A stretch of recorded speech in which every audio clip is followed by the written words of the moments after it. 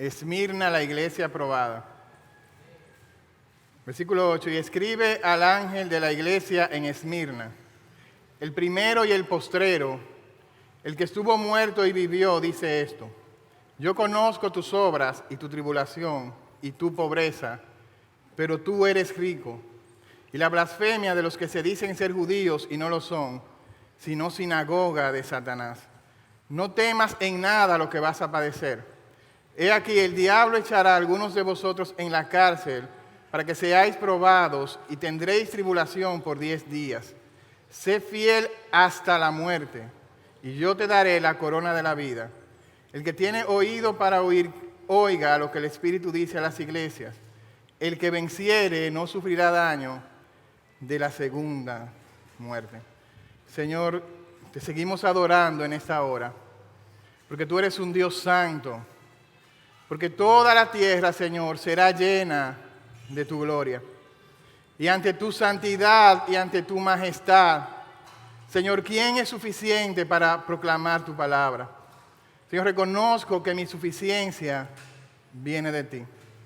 Señor, reconocemos que no venimos a ese lugar para ser informados, no venimos a ese lugar para ser entretenidos. Venimos a ese lugar porque necesitamos una vez más escuchar tu voz. Señor, porque ante tu voz tiembla la tierra. Porque ante tu voz nuestros corazones, endurecidos por el pecado, tiemblan. Porque ante tu voz, Señor, el temor desaparece. Y entiendo que solamente hay una forma en que podemos escuchar tu voz, y es a través de tu palabra. Te suplicamos, Señor, que nos hable. Pero oramos, Señor, de manera especial por todos los cristianos alrededor del mundo que, al igual que la iglesia de Esmirna, están siendo perseguidos por causa de su fe. Yo te ruego, Señor, que tú les fortalezca, les afirme y les dé valentía para continuar predicando tu palabra. De tal forma, Señor, que ellos puedan ser fieles aún hasta la muerte. Te lo rogamos por los méritos de Cristo. Amén. En el año 202 después de Cristo, 5 nuevos creyentes fueron los primeros en ser capturados por el terrible emperador Séptimo Severo. Dentro de estos 5 creyentes se encontraba una mujer llamada Perpetua y su esclava, que era llamada Felicidad. Perpetua pertenecía a una familia muy rica, a una familia de clase noble. Ella, su esposo, su pequeño hijo y su esclava Felicidad. Tan pronto el padre de Perpetua se dio cuenta de esto, fue inmediatamente a la cárcel. Un hombre muy rico, pero que también era líder en una iglesia pagana. A sus ojos era simple la solución: convencer a su hija de que se retractara, convencer a su hija de que adorara al César y negara a Cristo Jesús. Las palabras de ese hombre fueron las siguientes: hija mía, compadécete de mis canas, apiádate de tu padre, si es que merezco tal nombre. Yo te he criado y gracias a mis cuidados has llegado a esa flor de tu juventud, y siempre te he preferido por tus hermanos. No me hagas ser la vergüenza de los hombres. Piensa en tu madre, en tu hermana, piensa en tu hijo. Depón tu orgullo y no nos arruines, pues jamás volveremos a hablar como hombres libres si te sucede algo como esto. A lo que Perpetua le respondió: yo estoy en las manos del Señor, que se haga conmigo lo que Él quiera. Al día siguiente, Perpetua fue llevado al juicio ante el cónsul romano, y su padre apareció nuevamente con su hijo en brazos y le dijo: Perpetua, ten misericordia de tu hijo, niega a Cristo para que seas librada de la muerte. Así que el procónsul Hilariano le preguntó: Perpetua, ¿realmente eres cristiana? Y ella le respondió: claro que sí, soy cristiana. Perpetua y sus compañeros fueron condenados a las fieras. El historiador Tertuliano registra aquel momento en que estos cristianos entraron al anfiteatro a morir por causa de su fe. Él dice que sus rostros eran tan alegres como si estuvieran entrando a la misma presencia del Señor. Tan pronto entraron, una vaca salvaje atacó a Perpetua y a su esclava Felicidad, y luego un leopardo nuevamente las atacó. Ella quedó viva y trató de socorrer a su esclava, Pero aquella multitud gritaba duramente: muerte a los cristianos, muerte a los cristianos. Así que el verdugo tomó a Perpetua, tomó a su esclava y a cada uno de sus compañeros y les cortó la cabeza. El historiador Tertuliano, que registra esa historia, él escribe debajo la siguiente frase: la sangre de los mártires es la semilla del cristianismo. La sangre de los mártires, como Perpetua y su esclava Felicidad, es la semilla del cristianismo. Eso es una historia verdadera. Es la historia de miles de cristianos a lo largo de la historia de la iglesia que han decidido seguir a Cristo, que han decidido no negar a Cristo, aunque esto le cueste la vida. Es la historia de nuestros hermanos el día de hoy en Afganistán, dominada por los talibanes, en Corea del Norte, en Irán, en Irak, en Libia. Se estima que aproximadamente 5.900 creyentes perdieron la vida el año pasado por causa de su fe. 16 cristianos cada día pierden la vida por causa de su fe. El día de hoy, cuando termine, 16 hermanos nuestros habrán muerto por causa de su fe. Y eso es lo que está sucediendo en la iglesia de Esmirna. Aunque en las 7 iglesias a las que le escribe Juan en el Apocalipsis están siendo azotadas por el emperador Domiciano, la verdad es que estos hermanos de Esmirna están atravesando por una persecución extrema. Versículo 8: a esa iglesia perseguida, el Señor Jesucristo le escribe el ángel de la iglesia en Esmirna. Ese es el destinatario, una iglesia que estaba en la ciudad de Esmirna. Y es interesante porque esa ciudad de Esmirna había sido destruido en el año 600 a.C., probablemente por un terremoto. Pero en el año 300 a.C., el Imperio Romano había construido completamente esta iglesia. Alejandro el Grande la había reconstruido, esta ciudad. Por lo que esta ciudad se caracterizaba por su fidelidad a Roma. Se dice que esta ciudad era tan fiel a Roma que en una de las batallas donde los soldados romanos se vieron sin ropa, ellos se quitaron sus ropas para vestir a los soldados romanos. Eran tan fieles al imperio que construyeron un templo a la diosa Roma. Eran tan fieles a Roma que fue la primera ciudad donde se oficializó el culto al emperador. Y también fue la primera ciudad donde se construyó un gran templo al emperador Tiberio. Eso permitió que esa ciudad prosperara rápidamente. Además de ser una ciudad hermosa, se le conocía como la corona de Esmirna. Sobre la iglesia en esa ciudad no tenemos mucha información, solamente aparece aquí en el libro de Apocalipsis. Pero probablemente esa ciudad fue fundada por el mismo apóstol Pablo. Mire lo que dice Hechos, capítulo 19, versículo 10.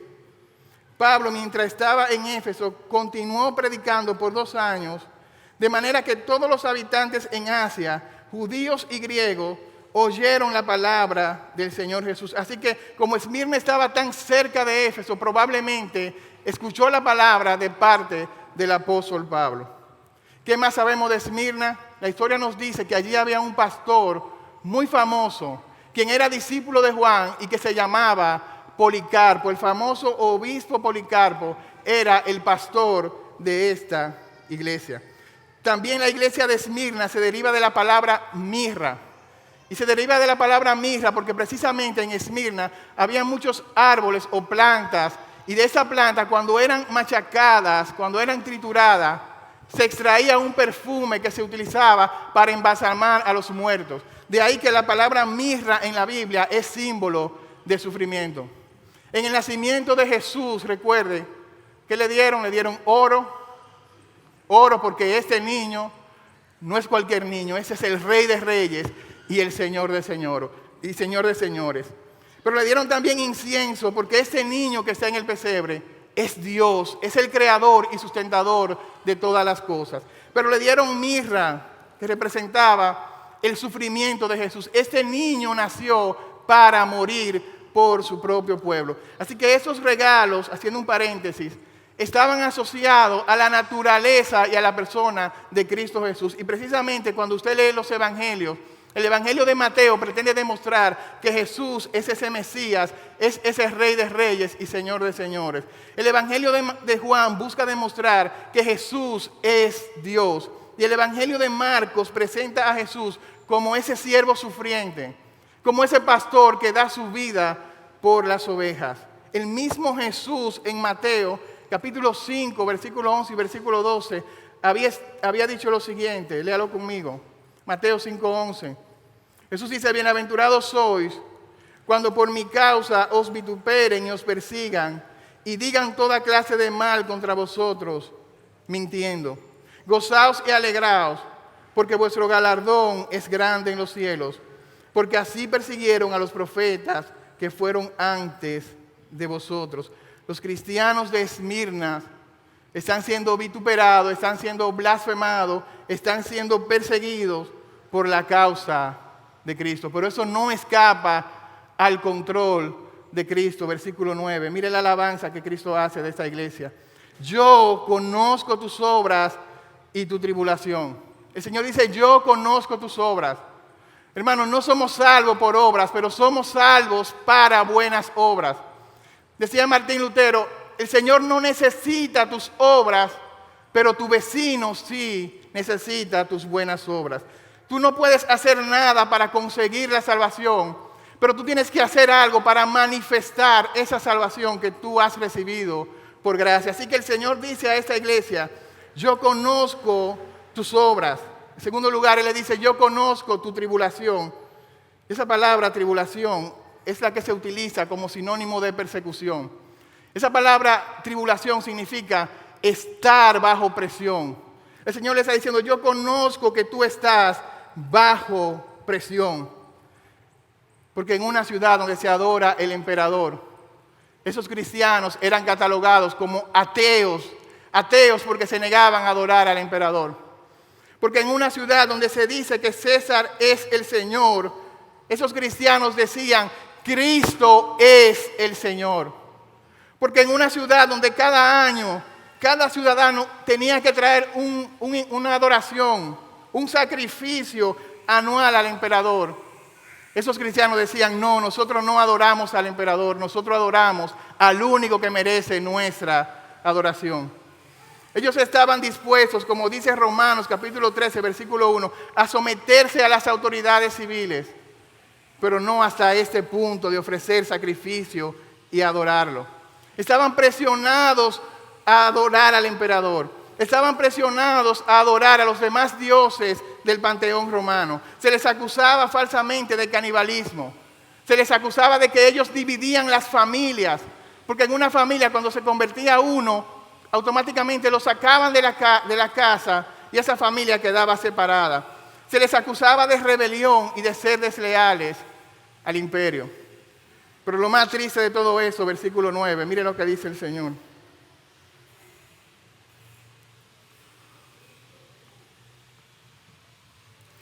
La blasfemia de los que se dicen ser judíos y no lo son, sino sinagoga de Satanás. No solamente la persecución venía de los romanos, la principal persecución venía de los judíos. En esa ciudad había un grupo de judíos que eran poderosos e influyentes, tan poderosos que lograron que el judaísmo fuera una religión oficial. Y al principio los romanos veían que el cristianismo y el judaísmo eran lo mismo y no perseguían a los cristianos, pero estos judíos se acercaban ante los tribunales y decían, no, esos son cristianos, esos no son de nuestro grupo. Eso creen en Cristo Jesús, a quien ellos llaman el Mesías, un carpintero que murió en una cruz. E inmediatamente los romanos empezaban a perseguir a los cristianos. Eran judíos, una sinagoga, un lugar que se utilizaba para adorar a Dios. Externamente decían que adoraban a Dios, pero eran sinagogas del mismo diablo. Eran instrumentos del mismo diablo que se oponían a que el evangelio avanzara en Esmirna. A pesar de que se decían ser descendientes de Abraham, a pesar de que se decían creer en Dios, Cristo dice de estos judíos que son sinagogas de Satanás. Porque Romanos capítulo 28 dice, hermano, no es judío el que lo es exteriormente, No es la verdadera circuncisión la que se hace en la carne, sino que es judío el que lo es interiormente, y la circuncisión es la que se hace en el Espíritu. La circuncisión es la que el Espíritu Santo realiza en el corazón de cada creyente. Efesios capítulo 2 dice que de dos pueblos, lo vimos el domingo pasado, el Señor hizo uno solo, y ese solo pueblo que el Señor hizo mediante su muerte en la cruz es la iglesia. Así que, hermano, el Señor no tiene dos pueblos. No es Israel y la iglesia. El Señor tiene un solo pueblo que es su iglesia, la cual Él murió por ella. Lamentablemente hay muchas iglesias el día de hoy que se dicen ser cristianas, que tienen el título de cristiana. Pero si allí no se predica la palabra de Dios, es una sinagoga de Satanás, aunque se escuche duro. Pero si allí no se proclama a Cristo Jesús, es una sinagoga de Satanás. Pero si allí no hay una adoración verdadera a Dios y lo único que se canta es arrebátalo, sigue siendo una sinagoga de Satanás. Pero tú mismo, tú eres un templo del Espíritu Santo. Y si tú vienes a esta iglesia como templo del Espíritu Santo, pero luego en la semana tú vives como un diablo, tú no estás reflejando el carácter de Cristo. Tú también eres una sinagoga de Satanás. Exteriormente dice que eres cristiano, pero en el interior Dios lo sabe, Cristo sabe que no lo eres. Esa es una iglesia fiel, perseguida por los romanos, perseguida por los judíos, perseguida por el mismo diablo. Hermano, al igual que esos creyentes, tú y yo también estamos siendo perseguidos de una manera diferente. Tú y yo estamos siendo presionados de diferentes maneras. Mire lo que dice Isaías capítulo 5, versículo 20.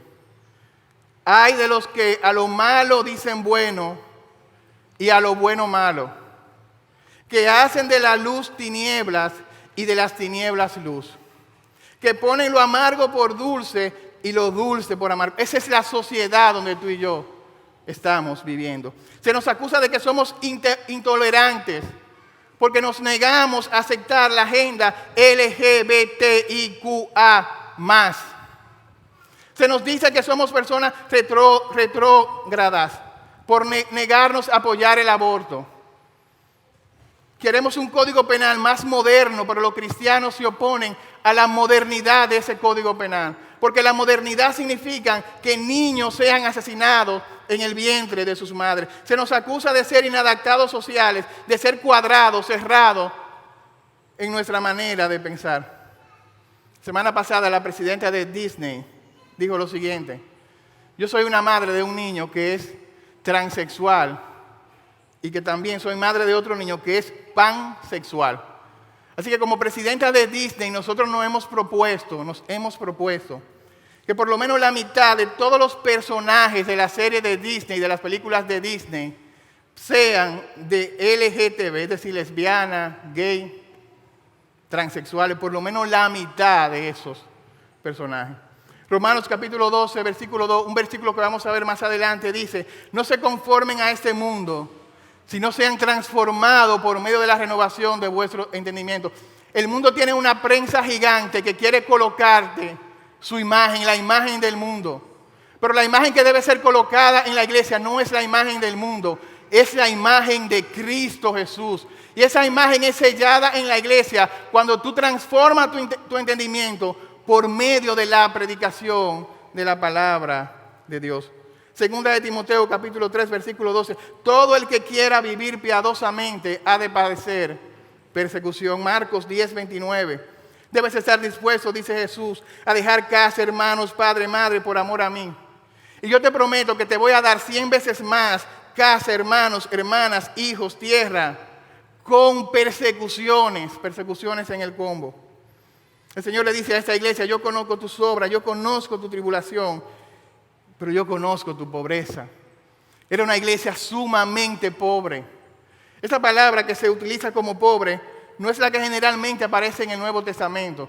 No es una persona que solamente tiene lo necesario para vivir. La palabra que se utiliza para pobre aquí es un miserable.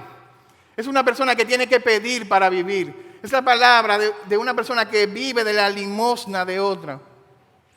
me llega en mente Lázaro, esa es la misma palabra que se utiliza para describir a esa iglesia, está en extrema pobreza. Y es lógico que esté en extrema pobreza, porque una ciudad que es fiel al emperador, esos cristianos son fieles a Dios. Y tan pronto ellos deciden ser fieles a Cristo Jesús, inmediatamente el imperio confisca todas sus propiedades. Han perdido sus propiedades, han perdido sus trabajos por causa de Cristo, han perdido sus amigos, su familia por causa de Cristo. Lo han perdido todo en esta tierra, pero hay algo que no han perdido. No han perdido a Cristo Jesús. Por eso el Señor le dice, yo conozco que tú eres pobre, pero quiero decirte algo, tú eres rico delante de mí. Yo estoy viendo, yo soy consciente, dice el Señor, de tu tribulación. Yo soy consciente de tu pobreza, pero tú eres rico.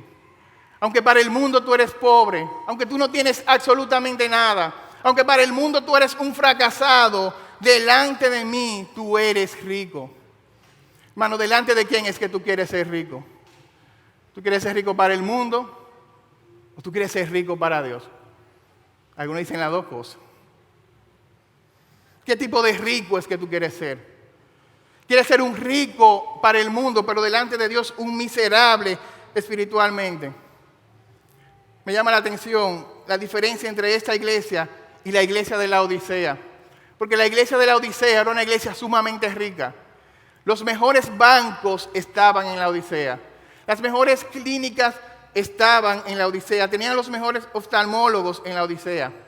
Las mejores tiendas de ropas donde se fabricaba la púrpura estaba en la Odisea. El Señor le dice a la Odisea, ustedes dicen que son ricos y que no tienen necesidad de nada, pero yo les digo que ustedes son unos miserables, pobres, desventurados, ciegos y desnudos.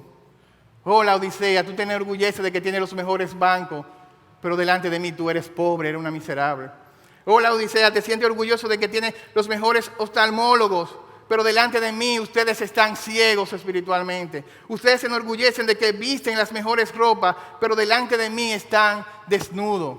Una iglesia como la Odisea, sumamente rica, pero Cristo dice que ellos son pobres espiritualmente, porque Cristo no ve la pobreza como nosotros o como el mundo ve la pobreza. Así que el Señor le dice a la Odisea, te aconsejo que compres de mí oro refinado para que seas rico.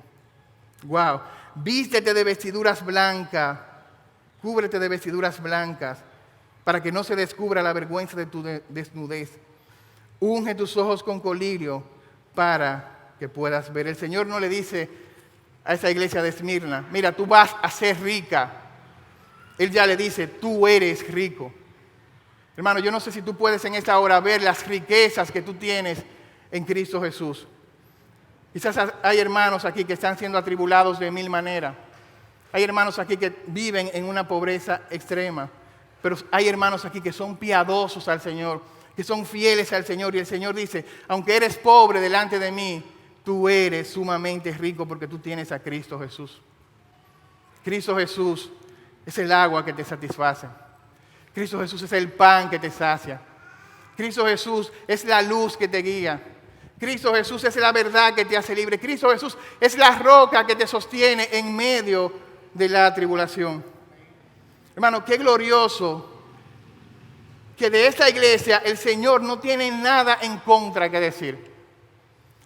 Aquí se rompe la estructura de todas las cartas. En todas las cartas hay una alabanza y luego de la alabanza el Señor dice algo en contra de esta iglesia. Así que solamente hay dos iglesias de las que el Señor no tiene nada que decir en su contra. Y Esmirna es una de estas iglesias. A la iglesia de Éfeso el Señor le dice, ustedes han perdido el primer amor. A la iglesia de la Odisea el Señor le dice, ustedes son tibios. A la iglesia de Tiatira le dice, ustedes están tolerando el pecado dentro de ustedes. A la iglesia de Pérgamo le dice, ustedes son una iglesia mundana.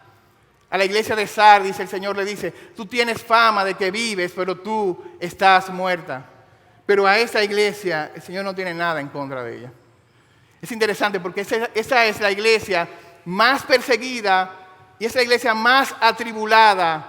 Así que el Señor no tiene nada que decir. Es la iglesia más fiel al Señor. Así que hay una asociación entre la fidelidad de esa iglesia y su persecución, entre la tribulación de esta iglesia y su santidad al Señor. Más fidelidad por la palabra, más oposición. Más fidelidad por la palabra, más persecución en tu vida.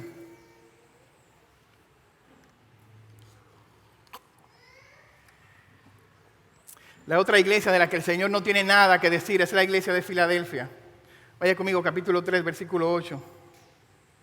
Cristo dice a la iglesia de Filadelfia: tú tienes poca fuerza, pero tú has guardado mi palabra y no has negado mi nombre. Mira el versículo 9.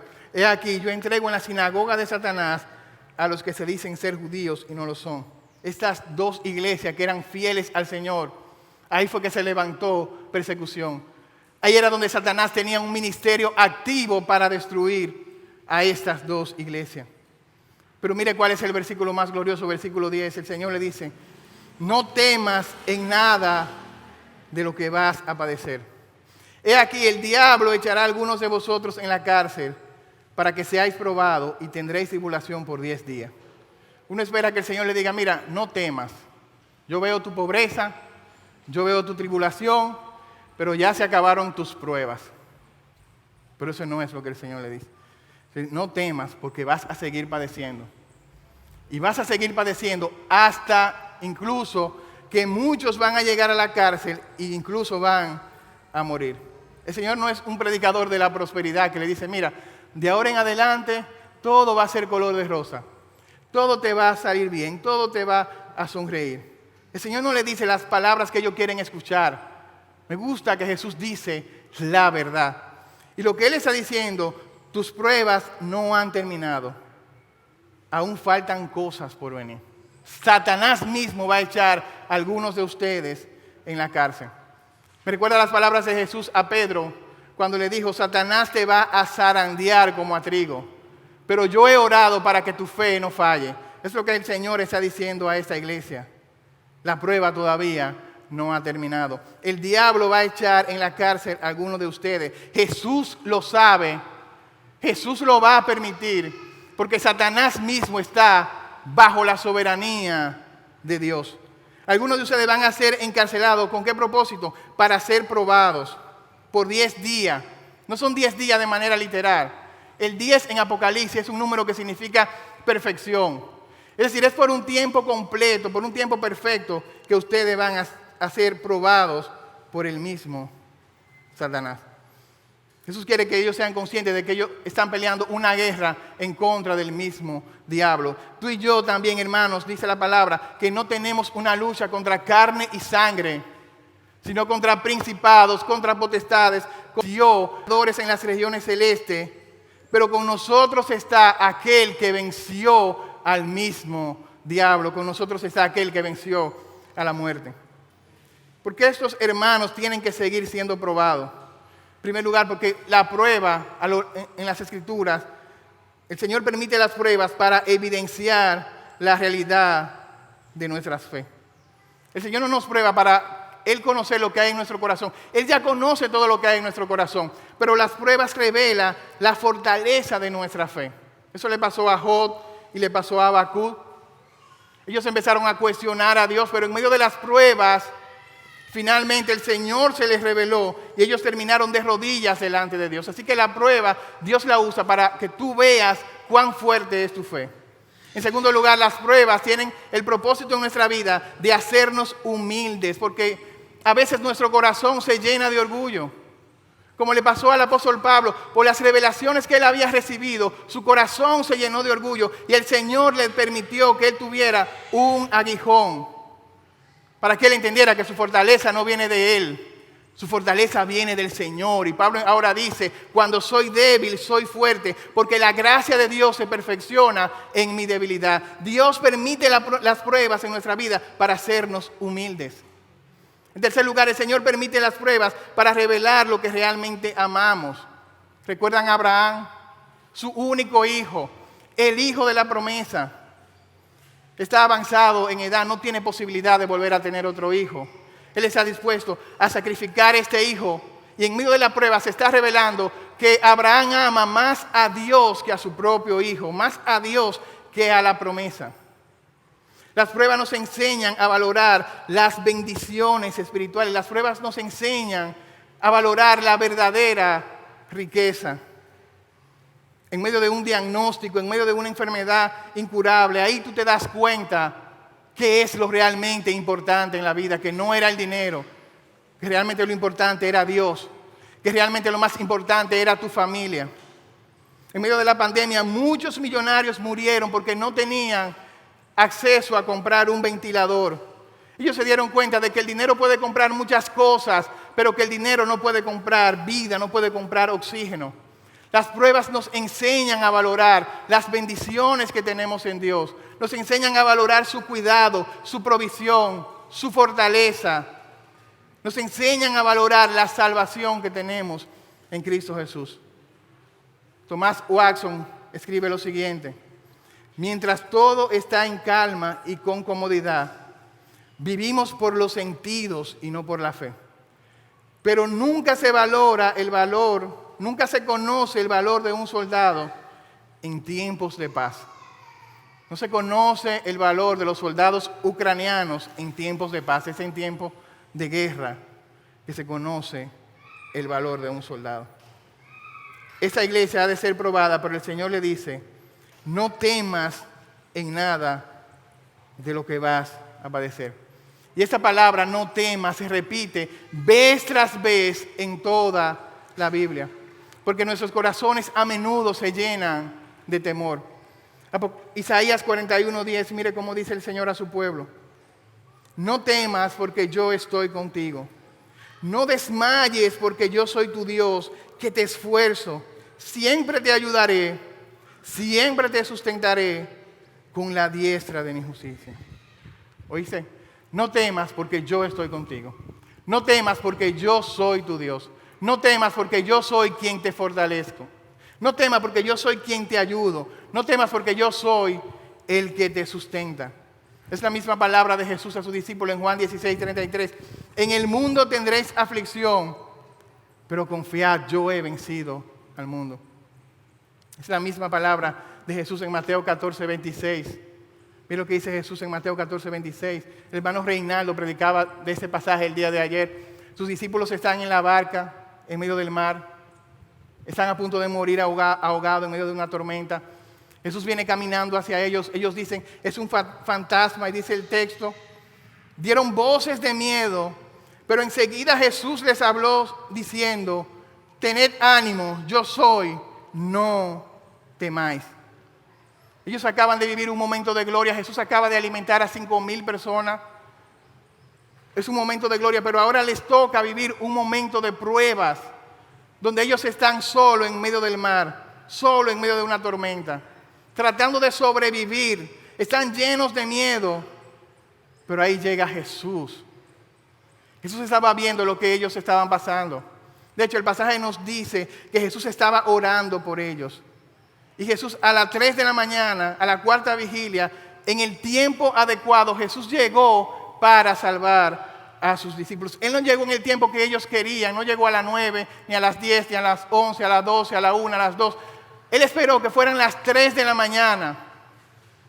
Y ahí apareció para salvar a sus discípulos en el medio de la tormenta. Porque en el medio de la tormenta no es tiempo para nosotros ser autosuficientes. En el medio de la prueba no es tiempo para nosotros ser fuertes.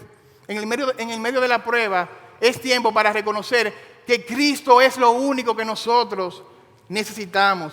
Es el tiempo para no temer. Porque aquel que alimenta a la multitud, aquel que se revela en medio de la tormenta, aquel que camina sobre las aguas, aquel a quien el viento y el mar le obedecen, es el mismo que está con nosotros y te dice en esa hora, iglesia: no temas, yo estoy contigo. Yo conozco tu pobreza, yo conozco tu tribulación, yo conozco tus pruebas. El punto es si tú conoces a aquel que te está diciendo que no temas.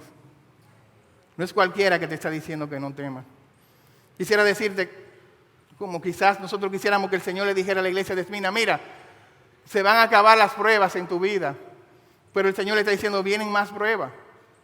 Pero yo voy a estar contigo en medio de esa prueba.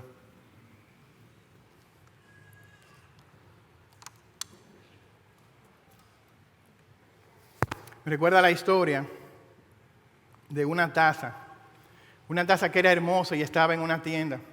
Y hay una señora, una tienda Aurora, hay una señora, mi suegra, que se acercó y toma la taza y dice, wow, qué taza más hermosa, qué taza más perfecta. Y la tacita le escuchó hablar y dijo, pero yo no siempre fui así. Hubo un tiempo donde yo simplemente era un pedazo de barro. Y el alfarero, el maestro, me tomó en sus manos y empezó a darme forma. Pero cuando él me estaba dando forma, yo estaba desesperada, gritando, ¿hasta cuándo? Pero él lo único que me decía es, todavía no.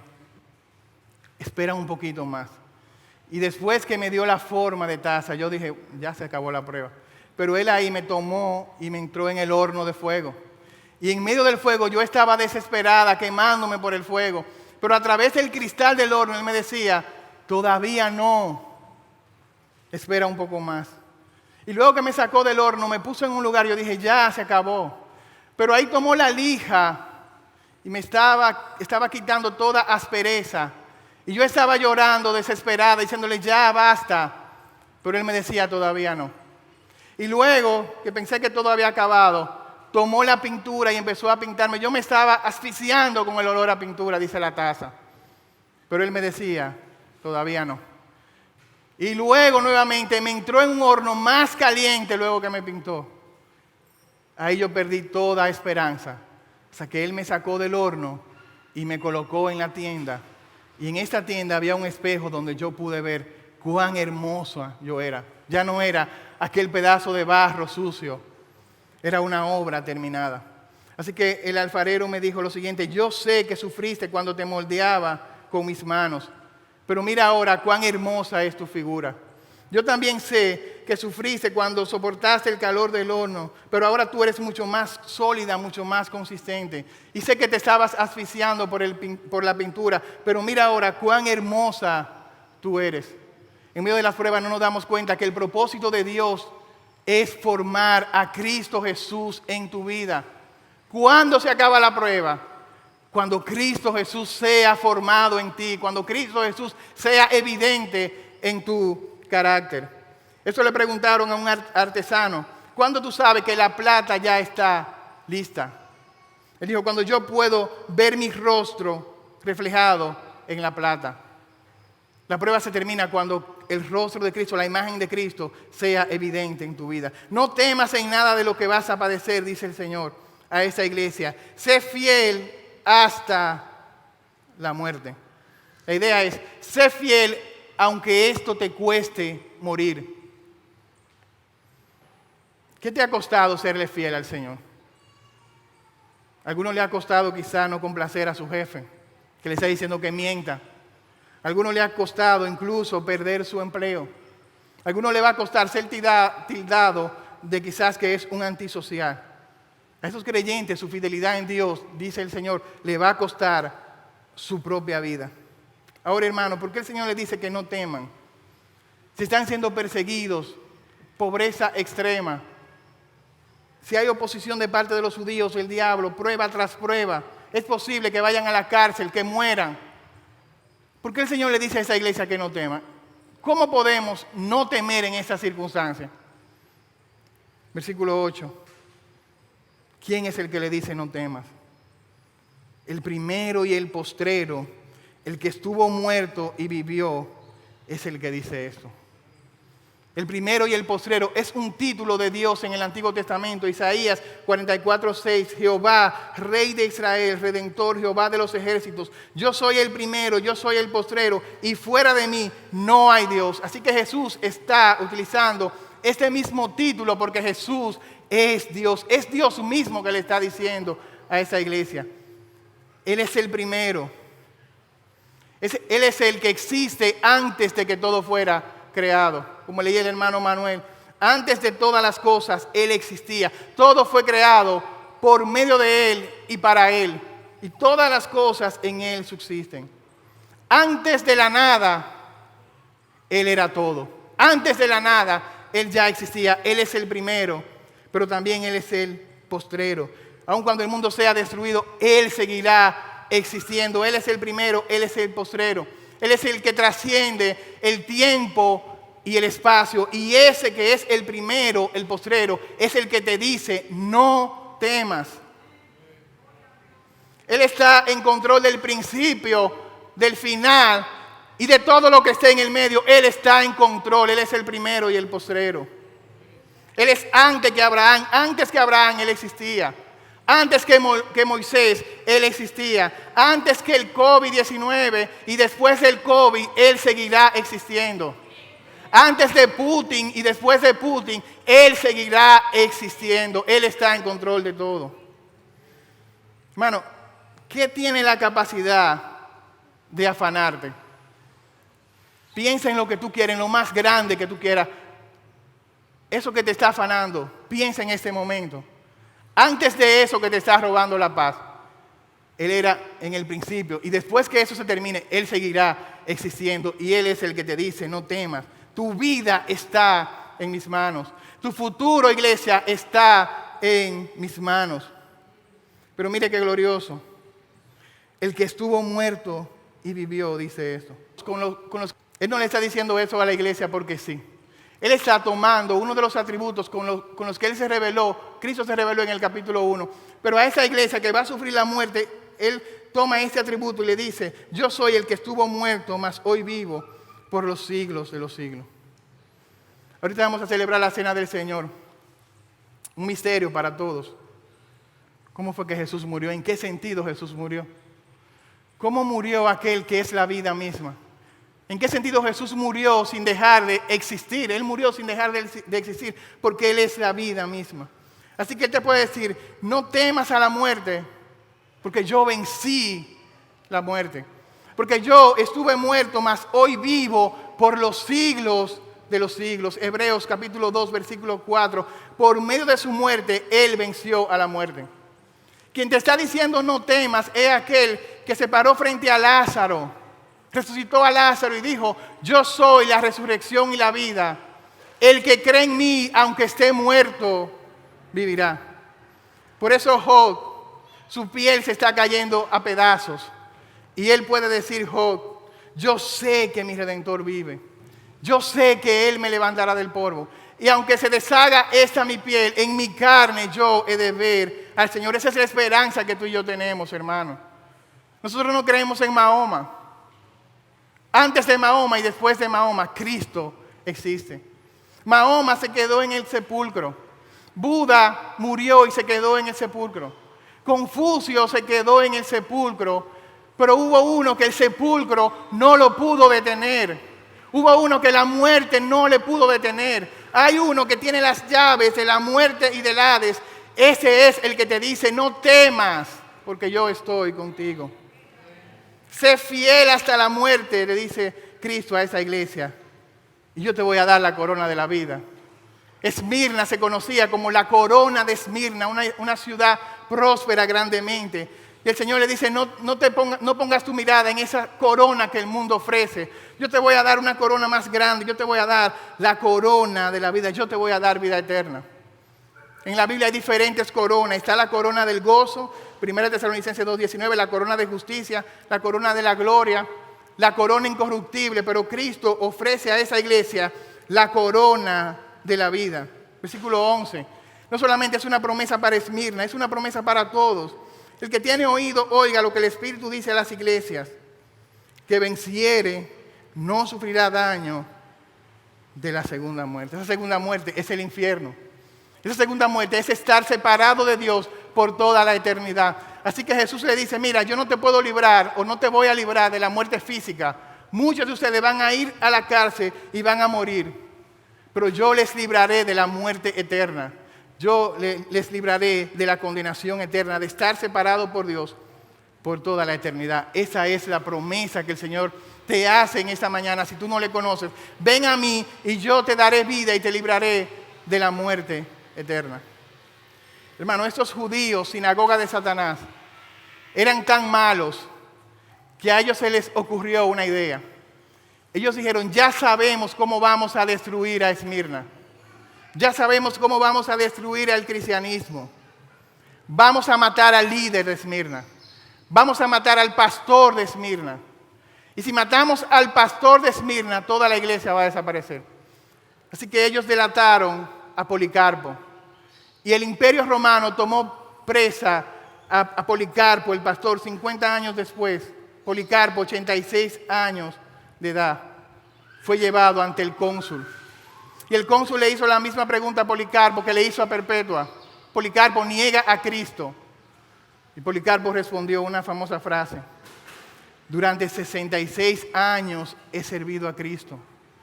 Él nunca me ha hecho ningún mal. ¿Cómo podré negar a mi Señor? ¿Cómo podré negar a mi Salvador? El cónsul le dijo: Policarpo, ten respeto de tu edad. Jura por el César. Policarpo niega a Jesucristo. Mira las bestias que te van a atacar. No importa que vengan las bestias pueden destruir mi cuerpo, pero no pueden destruir mi alma. No me puedo arrepentir de lo mejor que es Cristo a lo peor. Policarpo, pues entonces te voy a quemar en el fuego. Policarpo le dijo: tú me amenazas con un fuego que es temporal, que va a desaparecer, pero tú vas a arder por toda la eternidad en el infierno. Y esos judíos de Esmirna, registra la historia, fueron los primeros que trajeron la leña para quemar a Policarpo. Encendieron el fuego y Policarpo oró lo siguiente: oh Señor, Dios Todopoderoso, Padre de tu amado y bendito Hijo Jesucristo, por medio del cual hemos recibido conocimiento de ti, Dios de los ángeles, poderes, creador de todas las cosas, yo te bendigo porque tú me has concedido el privilegio en esa hora de tomar tu copa y de morir por tu causa. Te alabo, bendigo y glorifico por medio de Jesucristo, por los siglos de los siglos. Amén. En ese momento el fuego consumió por completo a Policarpo. Policarpo fue como ese árbol de mirra que fue machacado, que fue presionado, que fue molido, pero de él solo salió fidelidad y amor por el Dios que le había salvado. Eso no destruyó a la iglesia de Esmirna, hermano, porque 150 años después de la muerte de Policarpo, todo el imperio romano se convirtió al cristianismo, porque el plan de estos judíos, sinagoga de Satanás, falló, porque ellos creían que la iglesia de Esmirna estaba en las manos de Policarpo, y la iglesia de Esmirna ni ninguna otra iglesia, aún nuestra iglesia, está en las manos de un hombre. La iglesia de Esmirna y nuestra iglesia están en las manos de aquel que es el primero y el postrero, el que estuvo muerto, pero que hoy vive por los siglos de los siglos. Y es ese mismo Cristo que te dice: no temas porque yo estoy contigo. Oremos en esta hora. Señor, gracias. Gracias, Señor, por tu palabra que ha sido predicada en esta hora. Señor, somos conscientes de que muchas veces hay pruebas, tribulaciones que llegan a nuestras vidas. Señor, hay muchos hermanos aquí que están en pobreza extrema. Pero gracias, Señor, porque en ti somos verdaderamente ricos. Señor, ayúdanos a serte fiel, aunque eso nos cueste, Señor, nuestra propia vida. Porque sabemos, Señor, que la misma muerte no nos puede separar de ti. Porque tú, Señor, venciste a la muerte, venciste al diablo y nos has hecho a cada uno de nosotros más que vencedores en ti. Gracias, Señor, por Jesucristo. Amén.